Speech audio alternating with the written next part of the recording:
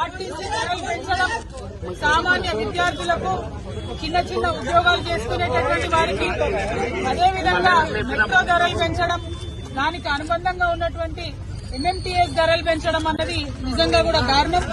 ఎందుకంటే ఆదాయ మార్గాలను పెంచుతామని చెప్పి, ఉద్యోగాలు ఇస్తామని చెప్పి, అనేక కళ్ళబొల్లి మాటలు చెప్పి అధికారంలోకి వచ్చి 18 నెలలైనా కూడా ఆ కార్యక్రమాలు ఏం చేయకుండా కేవలం ఇప్పుడు మళ్లీ సామాన్య ప్రజల మీద భారం వేస్తూ ధరలు పెంచడాన్ని మేము చాలా తీవ్రంగా ఖండిస్తా ఉన్నాం.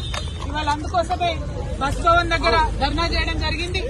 ధర్నా చేసిన ప్రతిసారి మమ్మల్ని అరెస్ట్ చేయడం కాదు, ఈ ప్రభుత్వానికి ముఖ్యమంత్రి గారికి మేము డిమాండ్ చేస్తా ఉన్నాం, మీరు ప్రజల ఆదాయ మార్గాల్ని పెంచండి, ఆర్టీసీని కాపాడేటటువంటి ప్రయత్నం చేయండి. ఇంతకుముందు కేసీఆర్ గారు ఆర్టీసీకి ఎట్లయితే ప్రభుత్వం నుంచి నిధులిచ్చి కాపాడిందో అట్లా చేయండి తప్పితే మీరు సామాన్య ప్రజల మీద భారం వేసి ఆర్టీసీకి ఆదాయాన్ని పెంచేటటువంటి కార్యక్రమాలు చేయడం శుద్ధ దండగా. దీనివల్ల ఆర్టీసీకి లాభం లేదు, ప్రజల మీద భారం పడుతుంది, ఇబ్బంది పడతారు. గ్రామీణ ప్రాంతాల్లో ఉన్న ప్రజలకు మరీ ఎక్కువ ఇబ్బంది అవుతుంది.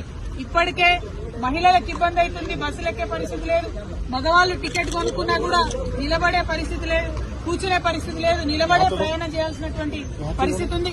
అటువంటి సందర్భాల్లో మీరు రేట్లు పెంచి ఎవరికి లాభం? కొన్ని రేట్లు పెంచితే కనీసం బస్సులు పెంచుతున్నారా? ఒక సీట్ అన్నా ఉన్నదా కూర్చోవడానికని టికెట్లు కొనే ప్రయాణికులు ప్రభుత్వాన్ని ప్రశ్నిస్తున్నారు.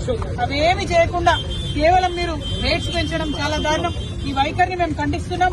మీ రేట్లు తగ్గేంత వరకు కూడా మేము ఉద్యమిస్తామని సందర్భంగా తెలియజేస్తా ఉన్నాం.